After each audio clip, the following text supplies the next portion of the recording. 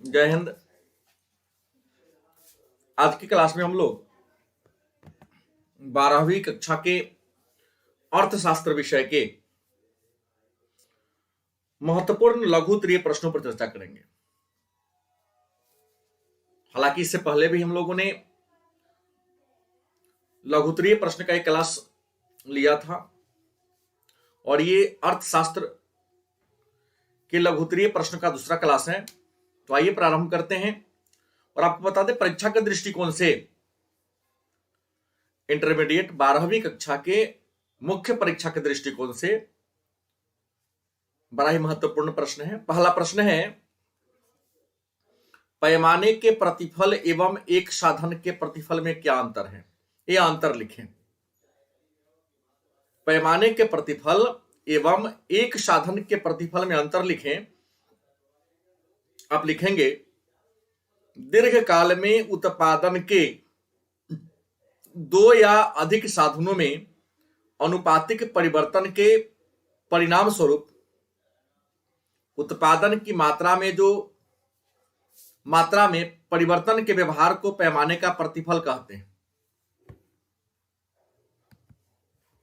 जबकि जब उत्पादन के एक साधन की मात्रा को बढ़ा दिया जाता है परंतु बाकी साधन की मात्रा को स्थिर रहती है तो साधन के अनुपात में अंतर आ जाता है, जिसे ही साधन का प्रतिफल कहते हैं। दूसरा प्रश्न है, एक साधन के प्रतिफल से आप क्या समझते हैं? एक साधन के प्रतिफल से आप क्या समझते हैं? आपका उत्तर होगा, जब उत्पादन के एक साधन की मात्रा को बढ़ा दिया जाता है परंतु बाकी साधन की मात्रा स्थिर रहती है तो साधनों के अनुपात में अंतर आ जाता है, तो इसे ही साधन का प्रतिफल कहते हैं। अगला प्रश्न है, पैमाने के बढ़ते प्रतिफल के नियम से आप क्या समझते हैं? यह क्यों उत्पन्न होता है?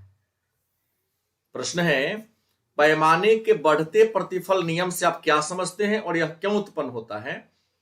आप लिखेंगे, जब उत्पत्ति के सभी साधनों को एक निश्चित अनुपात में बढ़ाया जाता है तब पैमाने के बढ़ते प्रतिफल के अंतर्गत उत्पादन उस निश्चित अनुपात से अधिक अनुपात में बढ़ जाता है।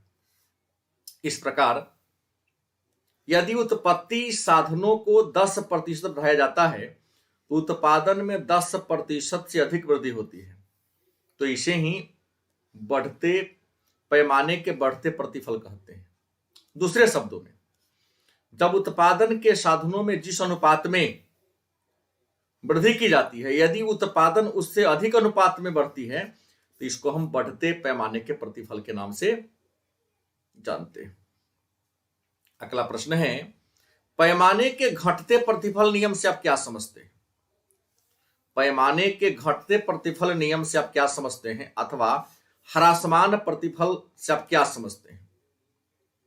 आपका उत्तर होगा, उत्पादन की प्रक्रिया में उत्पादन के साधनों में किस अनुपात से वृद्धि की जाती है, जिस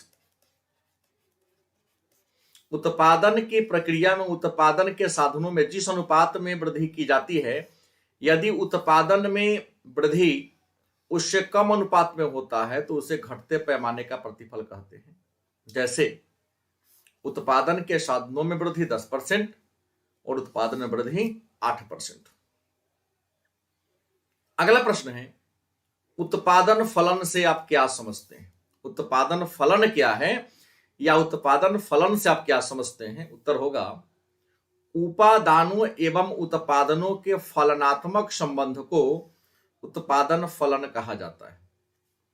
उत्पादन फलन हमें यह बताता है कि समय की एक निश्चित अवधि में उपादानों के परिवर्तन से उत्पादन आकार में किस प्रकार और कितनी मात्रा में परिवर्तन होता है। इस प्रकार उपादानों की मात्रा और उत्पादन की मात्रा के भौतिक संबंध को उत्पादन फलन कहा जाता है।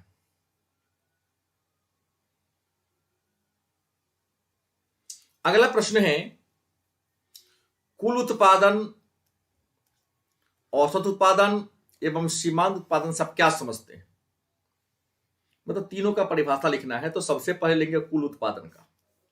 एक निश्चित समय अवधि में उत्पत्ति के साधनों का प्रयोग करके उत्पादित की गई वस्तुओं और सेवाओं की कुल मात्रा को कुल उत्पादन कहते हैं, अर्थात टीपी बराबर एपी इंटू एल।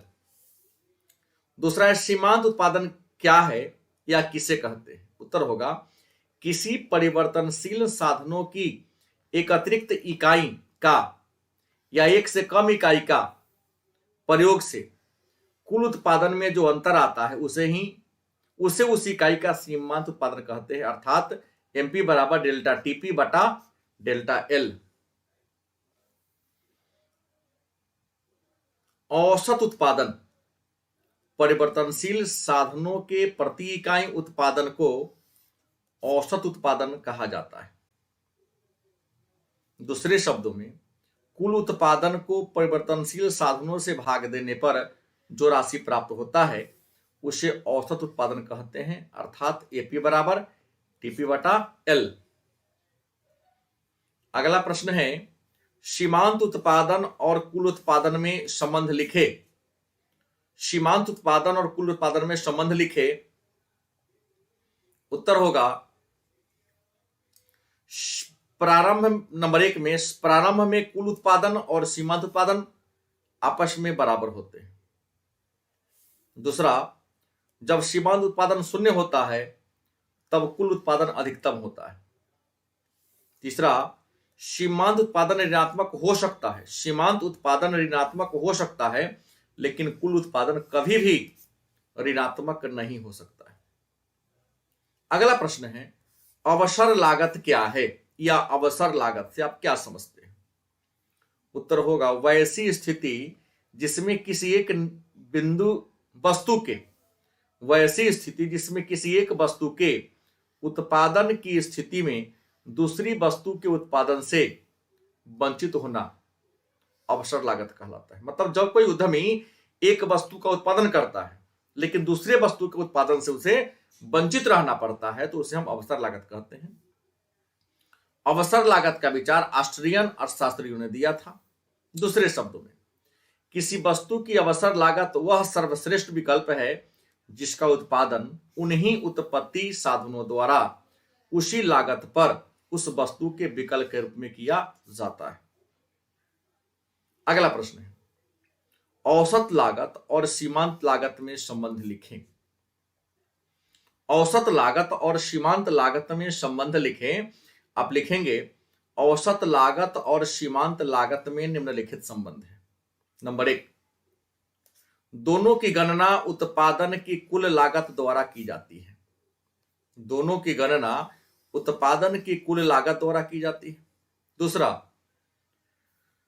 आरंभ में औसत लागत वक्र गिरता है तब सीमांत लागत वक्र एक सीमा तक गिरता है, किंतु एक अवस्था के बाद सीमांत लागत वक्र बढ़ना आरंभ हो जाता है लेकिन औसत लागत वक्र गिरता ही रहता है। तीसरा, जब औसत लागत न्यूनतम होती है तब सीमांत लागत वक्र औसत लागत वक्र को नीचे से काटती है, अर्थात न्यूनतम औसत लागत सीमांत लागत के बराबर होता है, एमसी बराबर एसी। अगला प्रश्न है, एक रेखा चित्र पर औसत लागत, औसत परिवर्तनशील लागत और सीमांत लागत वक्र को बनाइए। तो रेखा चित्र पर बनाना है तो यहां आप देख सकते हैं वाई ओ जो अक्ष है इस पर कॉस्ट को दर्शाया गया है और ओ एक्स अक्ष पर आउटपुट को दर्शाया गया है।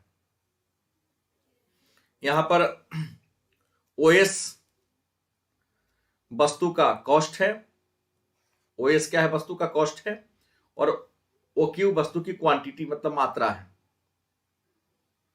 और यहां आप देख रहे हैं जो एस से एक वक्र निकली है या टीसी मतलब टोटल कॉस्ट है, और TC equal to TVC plus TFC.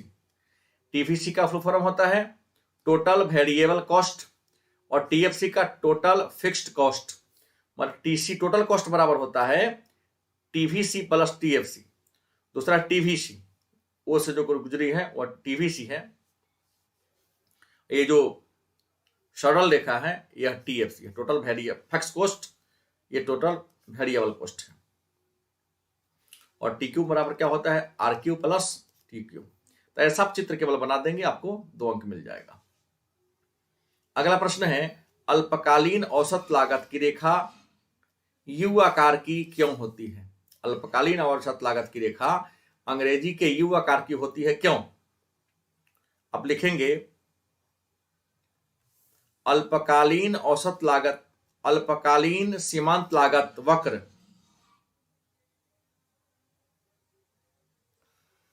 का आकार यू अक्षर का इसलिए होता है क्योंकि अल्पकाल में परिवर्ती अनुपातों का नियम लागू होता है, जो यह दर्शाता है कि प्रारंभिक अवस्था में सीमांत लागत गिरती है और बाद में उठती है। अल्पकालीन औसत लागत की रेखा अंग्रेजी की अक्षर के समान इन्हीं कारणों से होती है। इसका चित्र आप बना देंगे। अगला प्रश्न है कुल आगम, औसत आगम और सीमांत आगम से आप क्या समझते हैं? कुल आगम, औसत आगम और सीमांत आगम से आप क्या समझते हैं? आपका उत्तर होगा कुल आगम का परिभाषा, कुल आगम एक फर्म द्वारा प्राप्त सब बिक्री राशि प्राप्तियों आगम का योग है। दूसरा सीमांत आगम, उत्पादक या फर्म को वस्तु की एक अतिरिक्त इकाई के बिक्री से जो अतिरिक्त आगम प्राप्त होता है उसे सीमांत आगम कहते हैं। तीसरा औसत आगम का, औसत आगम से अभिप्राय उत्पादन की प्रति इकाई बिक्री से प्राप्त होने वाला आगम है। दूसरे शब्दों में कुल आगम को बिक्री की गई इकाइयों की संख्या से भाग देने से जो भागफल प्राप्त होता है उसे ही औसत आगम के नाम से जानते हैं।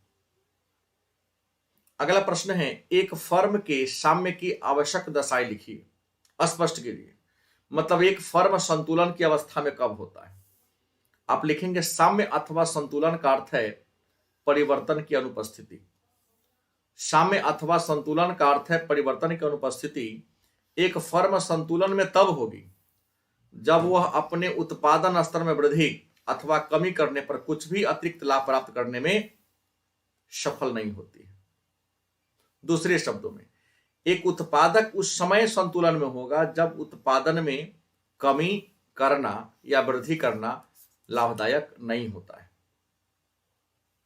तो आज की क्लास में इतना ही। इसके आगे के महत्वपूर्ण प्रश्नों पर चर्चा अगले क्लास में होगी। धन्यवाद।